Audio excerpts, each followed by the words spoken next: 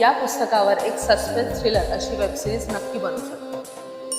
तुम्ही आतापर्यंत किती शक्तिपीठांना भेटी दिल्यात किंवा त्या शक्तिपीठाला गेल्यानंतर त्यातील रहस्यमयी घटनांचा कधी तुम्ही विचार केलाय का? किंवा त्या घटना जाणून घ्यायचा प्रयत्न केला? तर माझ्या हातात नुकतंच हे पुस्तक लागलं आणि मी ते अक्षरशः अधाशा सारखं वाचूनही काढलं.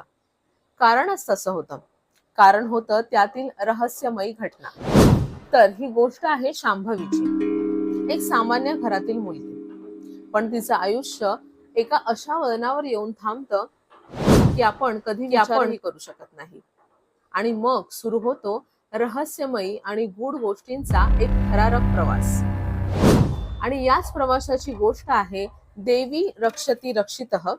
आणि याच्या लेखिका आहेत सौ सारिका कंदलगावकर आणि प्रकाशक आहे माय मिरर पब्लिशिंग हाऊस.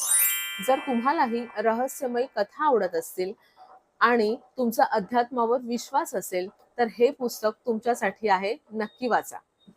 या पुस्तकातील काही ओळी वाचून दाखवते. इथून सुटका होणे अशक्य होतेच, पण अंगावर वस्त्रही नसल्याने सुटकेची छोटीशी आशा जी मनात होती तीही मावळली होती. समोर होमकुंड धगधगत होते. एक जण देवीची जोरजोरात प्रार्थना करीत होता. त्याचा चेहरा मला दिसत नव्हता. समोर एक रेडा बांधलेला होता. तिथे एक बलिवेदी दिसत होता. त्या रेड्याचे भवितव्य तिला क्षणार्धातच कळले.